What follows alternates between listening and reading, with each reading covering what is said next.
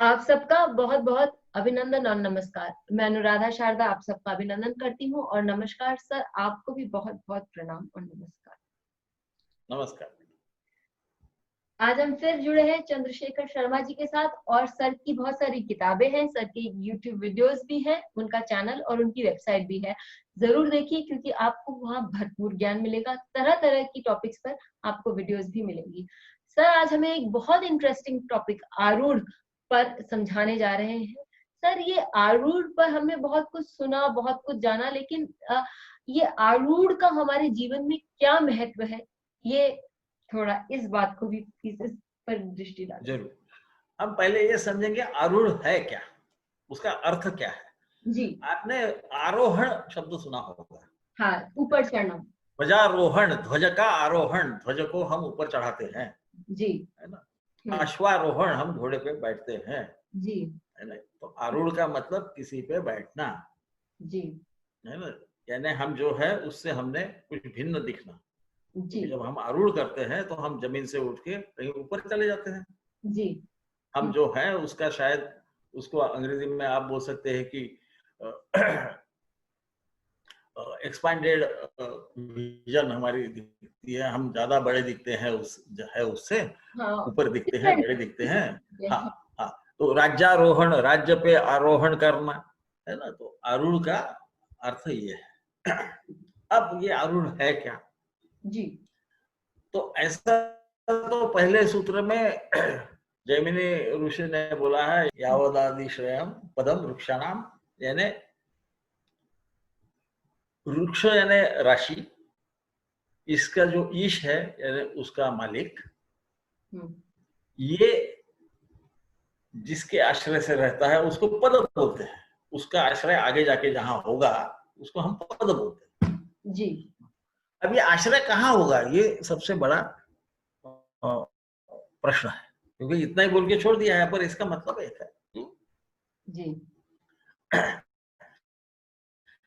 राशि का जो स्वामी है, ये राशि का स्वामी राशि से अमुक एक अंतर पे रहता है।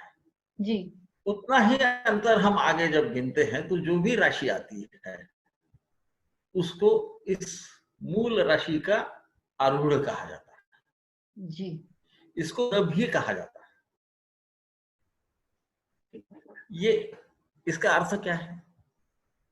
एक ग्रह अपने बल अबल से, बला बल से अपने राशि की शक्ति या उसके क्षीणता का आपको अंदाजा करा देती है। वो ये क्षीण है तो वो राशि या वो भाव भी क्षीण है। जी। ये बलवान यदि ग्रह है तो वो राशि भी बलवान है, भाव। हालांकि जैमिनी में भाव और राशि एक ही समान माना गया है, कई जगह वो बदल जाता है, वो हम आगे देखेंगे। आश्रय पदम वृक्षण, ये आश्रय होने से उसका पाव कहाँ पड़ता? पद यानी हमारा पाव पड़ना। हाँ। सीधा है। तो ये राशि से उसने एक जगह पाव रख के वहां बैठ गया। अब इसका अगला पाव कहाँ पड़ेगा? तो उतने अंतर पे पड़ेगा। हाँ। तो उसको हम पद कहेंगे। तो इसलिए वो आरूढ़ बोलता नहीं, वो पदम वृक्षाणाम पद बोलता है, फिर बाद में आरूढ़ कहा जाता है। ये जैसा एक हमें देखिए, वो बचपन में वो फिजिक्स में एक एक्सपेरिमेंट रहता था, एक प्रयोग रहता था, उसको टेलीस्कोप बोलते हैं। तो हम एक 45 अंश के कोण पे एक आईना रखते थे, इस ट्यूब से यहाँ देखते थे, ऊपर में और एक 45 अंश पे आईना रखते थे। हाँ। तो ये हमारी जो दृष्टि, वो जो आगे चीज है ना जो दिख रही है, उसका पहले प्रतिबिंब पड़ता था ये ऊपर के आईने पे। वो 45 अंश का होने से वो नीचे में निचले आईने पे देता था, और ये निचले आईने से हमारे आंखों को दिखता था। अब ये चीज है तो भरती जगह, पर हमारे को, हमने जहां आंख लगाई है वहां वो दिखती है। हाँ। है ना।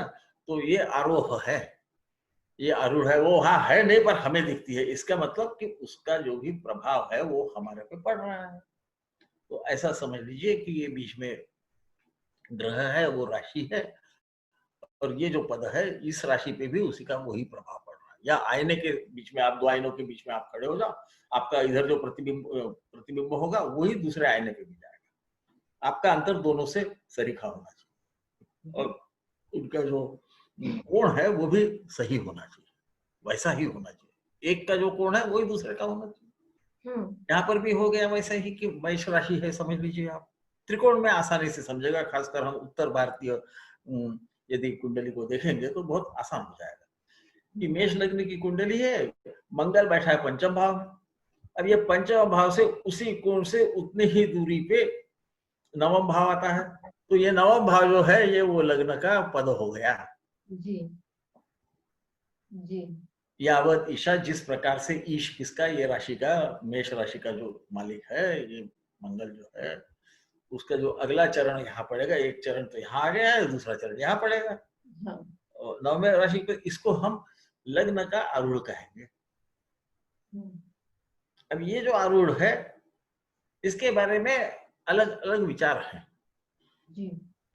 किसी का कहना है कि ये जो आरूढ़ है ये वस्तुतः जातक क्या है वो बताते हैं, किसी का अलग विचार है। मेरा जो विचार है और उसका आधार भी मैं समझाना चाहता हूँ, क्योंकि बहुत विद्वानों ने अलग अलग विचार दिए हैं। वो सभी के विचार ऐसा नहीं है कि वो, क्योंकि हर एक ने कोई ना कोई आधार लेके ही विचार किया होगा। जी, मैं मेरा आधार बता रहा हूँ और मेरी सोच बता रहा हूँ।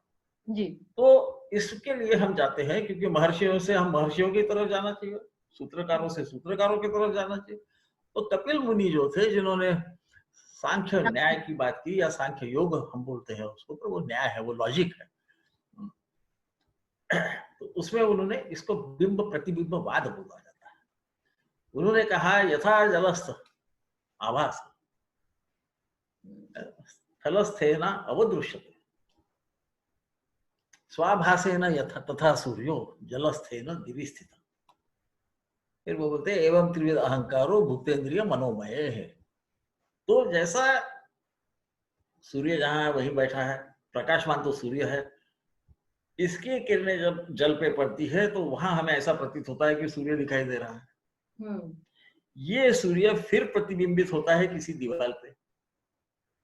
तो हम वो जो दीवार पे जहाँ पे सूर्य है ना, वो जो हमें प्रकाश दिख रहा है, तो हम ये समझते हैं जल से जो प्रकाश आ रहा है यही सूर्य है, और इसका प्रकाश दीवार पे पड़ने से हम उस दीवार पर सूर्य है ऐसा हम मानते हैं। हालांकि ये सूर्य नभ में स्थित है ना, ये हिलता नहीं है, परंतु जल को हवा लगने से जल थोड़ा भी हिल गया तो ये प्रतिबिंब जो वहां पर पड़ा है ना दीवार पे, वो भी हिलता हुआ दिखता है।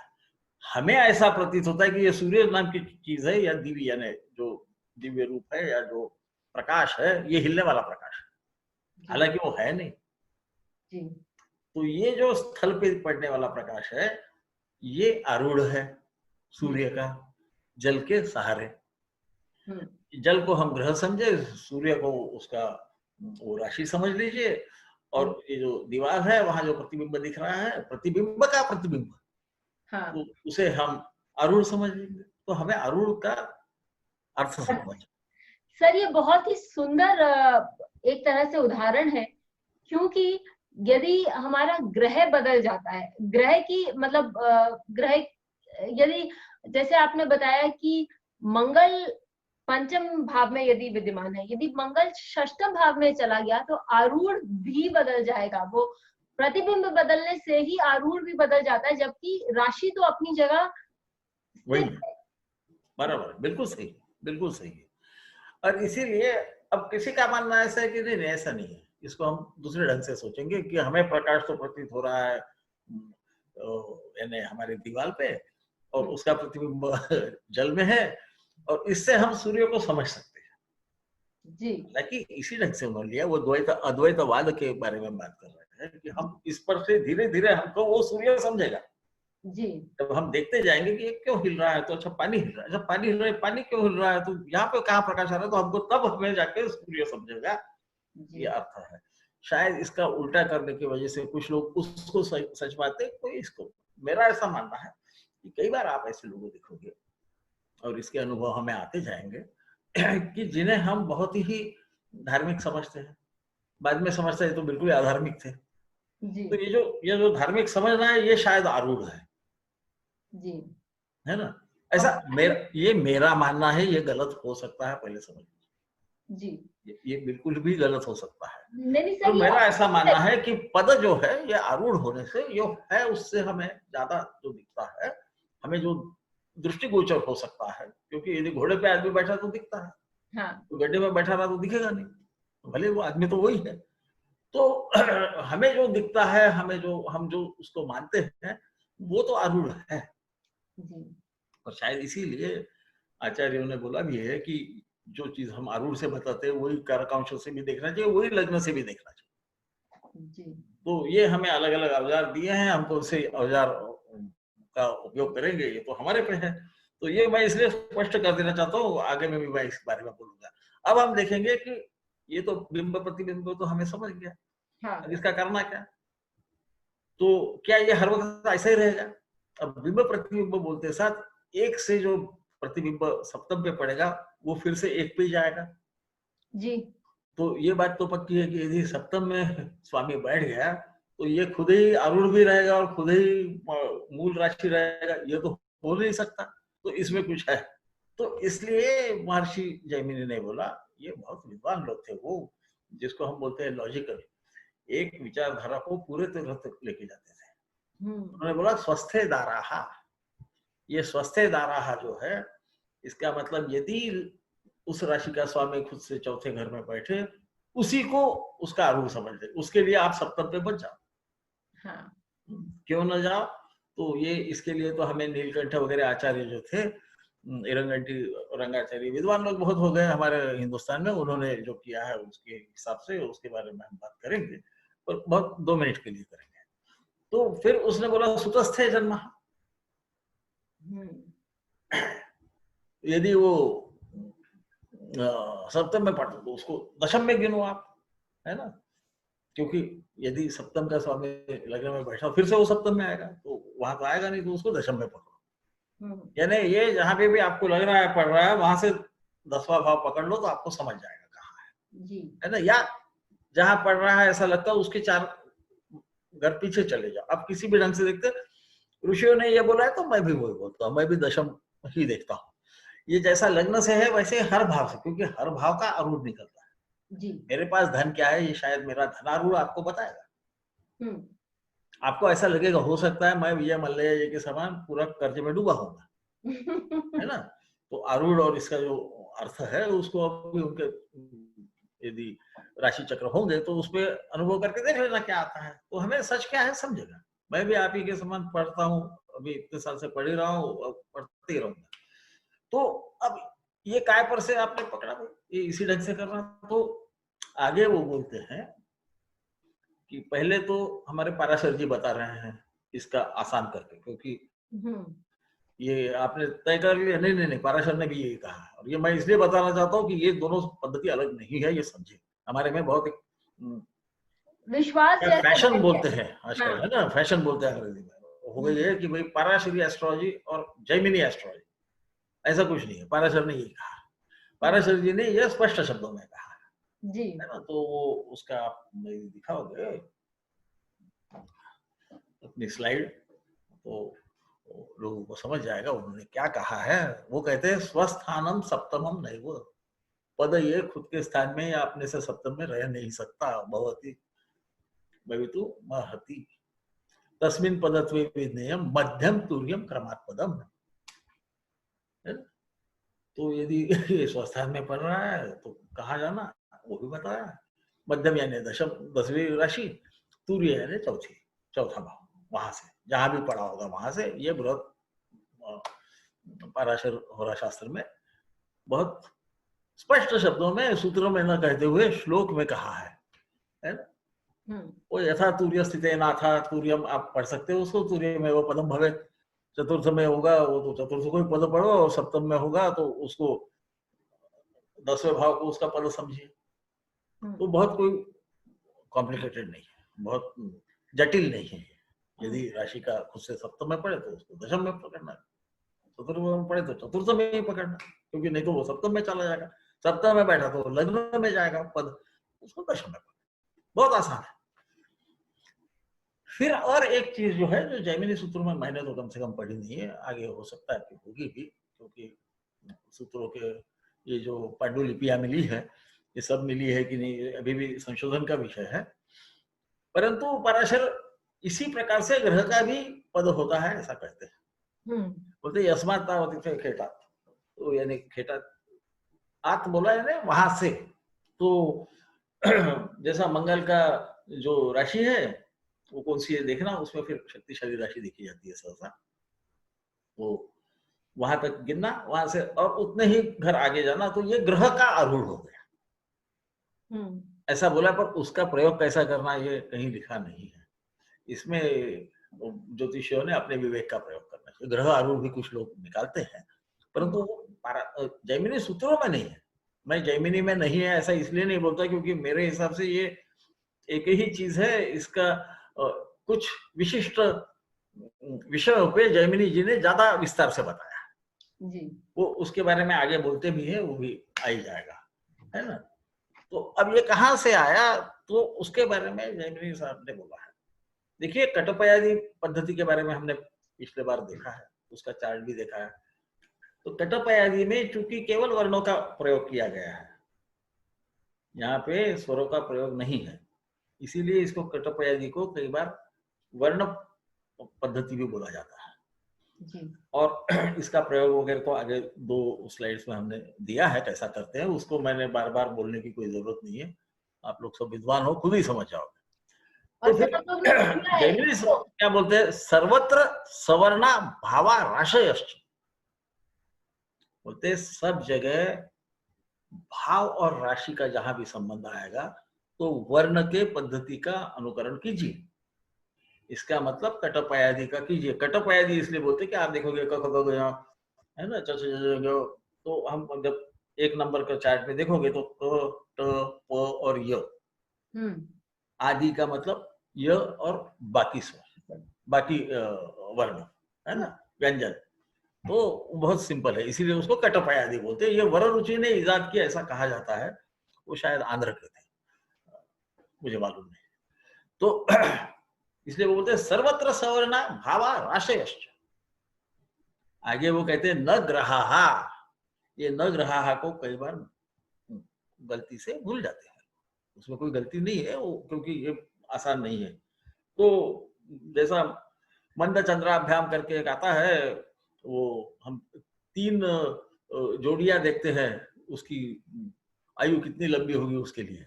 तो मंद चंद्राभ्याम का कुछ विद्वानों ने मंद को भी कटपयादी से उसका इंटरप्रिटेशन करना, पर मंद ये नाम ही है ग्रह का, इसलिए उसको हम कटपयादी से कर नहीं सकते, ऐसा मुझे लगता है। हो सकता है कि मैं गलत भी हूँ, क्योंकि आखिर में सूत्र है, सूत्र तो वो सिर्फ सूत्रविद जो है, जिनको सूत्र समझते हैं ऐसे विद्वानों को ही समझता है। अल्पाक्षर असंदिग्धम बोलते वो है नहीं, बहुत संदिग्ध है। तो ये है, यहाँ तक हम समझ गए कि यहाँ पे हमने क्या करना है, ये आगे हमें कई बार काम में आएगा। आखिरी में जो बोलते हैं ऋषि जैमिनी, ये बहुत महत्व का है। वो कहते हैं होरादय सिद्धा, जी सर। होरा आदि जो है वो सिद्धों ने पहले ही बता चुके हैं, उसके बारे में मैं नहीं बोलने वाला। इसका मतलब ये जो हम डी चार्ट वगैरह हम जिसको बोलते हैं ना आजकल, तो उसके बारे में मैं नहीं बोलूंगा, वो कैसे बनाना, किस ढंग से, क्योंकि यहाँ पर वो बता रहे हैं, है ना, आत्मकारक कैसा बनाना वो बताया है उन्होंने, आरूढ़ कैसा करना वो बताया है उन्होंने, बोलते उसका मैं बता, उन्होंने पहले ही बता दिया है ये नवंश कैसे बनाना, क्या बनाना, क्या नहीं बनाना। उसमें भी मतभेद है उसके इंटरप्रिटेशन में, सोमनाथ वगैरह ने अलग ढंग से सोचे हैं, हमारे कृष्ण मिश्र ने अलग ढंग से उसका विचार किया है। तो पर ये सब विद्वान थे, इनको किसी को भी कम आंकने की कोई जरूरत नहीं। कम है तो हम ही है, क्योंकि हमको उतनी विद्वत्ता नहीं है, ऐसा समझ के हम जब सीखेंगे तभी हम सीख पाएंगे, वरना हम सीखेंगे नहीं। तो ऐसा बोलते हैं कि विद्या विनय न शोभते, विनय करोगे तो मतलब विनय न शोभते नहीं, विनय न प्राप्त सी। तो आप यदि विनय से करोगे तो मिलेगी, नहीं तो नहीं मिलेगी। तो ऐसा ही हमने सोचना चाहिए। और इस वजह से ये फिर से पाराशरी अलग और जैमिनी अलग ये सोचना यदि बंद करेंगे लोग तो बहुत अच्छा हो जाएगा। ये अलग अलग हमें औजार दिए, हमें जो औजार अच्छा लगता है वो हमने उसका प्रयोग करना चाहिए। जी। मैं इंजीनियरिंग का छात्र था, अभियांत्रिकी हम हिंदी में बोलते हैं, पर बहुत कम लोग समझ सकेंगे शायद, इसलिए मैं अंग्रेजी हिंदी मिला के बोल रहा हूँ। तो हमारे पास पावर हैमर बोलते हैं, वो बिजली से चलता है। हाँ। तो उसमें कोई तकलीफ नहीं होती, फटाफट हम गर्म लोहे को मार के उसका स्वरूप बदल दे सकते हैं। हाँ। पर मुझे खुद को हाथ से हथौड़ा मारना अच्छा लगता था, है ना? तो मैं हथौड़ा ही यूज करता था, तो हमारे सर भी बोलते थे कि तू क्यों इतनी मेहनत कर रहा है? मैं बोला, साहब इसमें मुझे लगता है मेरा कंट्रोल ज्यादा अच्छा है ना? तो ये मेरा सवाल है। इसका मतलब पावर हैमर, अरे पावर हैमर बहुत अच्छा है, 2 घंटे का काम 5 मिनट में होता है, परंतु मुझे उसमें अच्छा लगता था। तो मैं ये किसी को भी बताऊंगा, सलाह दूंगा, ये अलग अलग पद्धतियां हैं। आपको जो पद्धति, आप जिसका प्रयोग आसानी से कर सके, सहज कर सके, और जिसकी वजह से आप जब जातक को कुछ उसको एक अनुमान देंगे कि ऐसा हो सकता है, ये संभावना है, ये संभावना का शास्त्र है, तो वो ज्यादा सही रहेगा। जरूरी नहीं है कि मैंने जैमिनी से बताया ने उसको कुछ अलग होगा, या मैंने चंद्रकला नाड़ी से बताया तो अलग ढंग से बताऊंगा, या छाया को देख के बताऊंगा, या कोई बात, आपको जो अच्छा आता है वो कीजिए, ये मेरी सलाह है। मैं बार बार बोलता हूँ कि मैं खुद तो ज्यादा तो पराशरी यूज करता हूँ, परंतु मैं जैमिनी के कुछ तो बहुत अच्छे ढंग से मैं इस्तेमाल कर सकता हूँ, इसलिए मैं करता हूँ। मैं उसका प्रयोग कर सकता हूँ इसलिए करता हूँ। मैंने उनको बहुत बार सही, बहुत सटीक पाया है। तो मेरे लिए, क्योंकि ये सब शास्त्र ही है, मैं उनको अलग अलग नाड़ी सिस्टम ऑफ एस्ट्रोलॉजी और फलाना, मैं ऐसा नहीं मानता, वो सब एक ही है। पर ये मेरे समान एक वृद्ध का मत है, तो आप विद्वान लोग हो सब, तो आप अपने अनुभव से देख लो, कैसा लगता है वो कीजिए, ठीक है? तो मेरे को लगता है ये ना, अभी हमारा पहले अध्याय का पहला पद पूर्ण हो गया। हर अध्याय में 4 पद रहते हैं। हमारे हिंदू संस्कृति में 4 पदों का बहुत महत्व है, इसलिए चतुर्मुखी, चतुर्स्तरी, चतुर्पादी गायत्री को हम महत्व देते हैं। तो 4 पे सब बराबर खड़ा रहता है, कोई हिलता जुलता नहीं है। तो पहला पद खत्म हो गया। अगले लेक्चर में हम जो हमारा लेक्चर रहेगा या व्याख्यान रहेगा, मैं हिंदी बोलने की शुद्ध कोशिश करता हूँ, मुझे अच्छा लगता है, अच्छी भाषा है। तो उसमें हम शायद फिर कारक अंश का कैसा प्रयोग करना, देखो पहले उन्होंने सब बता दिया है कि कारक अंश कैसा, किसको बोलना, आत्मा कर, ये सब हो गया। अब आपको सब मालूम हो गया, आरूढ़ भी मालूम हो गया। अब एक एक हम देखेंगे जहां तक के हो सके। दूसरे जो उसका अध्याय है उसका थोड़ा सा ही मैं बताऊंगा, क्योंकि बाद में वो कैसा मरना, कब मरना देखते तो मुझे वो बड़ा अच्छा नहीं लगता। हाँ, वो क्या है? क्योंकि मुझे याद है विदुर ने बताया था धृतराष्ट्र को कि भाई हर एक को 120 साल की आयु मिलती है, आदमी अपने कर्मों से के कुठार से उसको काटते जाता है। हाँ। तो मैं इसलिए उस पर ज्यादा ध्यान नहीं देता। तो हमने आज इस वीडियो में हमने देखा कि आरूढ़ लग्न जो बहुत सुंदर है, उसका किस प्रकार आप प्रयोग कर सकते हैं, जान सकते हैं कि आपका आरूढ़ आपके बारे में क्या बताता है, संसार के सामने आपकी कैसी, आपका कैसा प्रतिबिंब वो दिखाता है। और यही आरूढ़ हम बाकी सब भावों का भी देख सकते हैं और मालूम कर सकते हैं कि दुनिया के सामने हमारी जो छवि है वो कैसी है।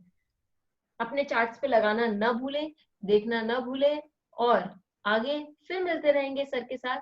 तब तक के लिए घर पर रहिए, सुरक्षित रहिए। धन्यवाद सर।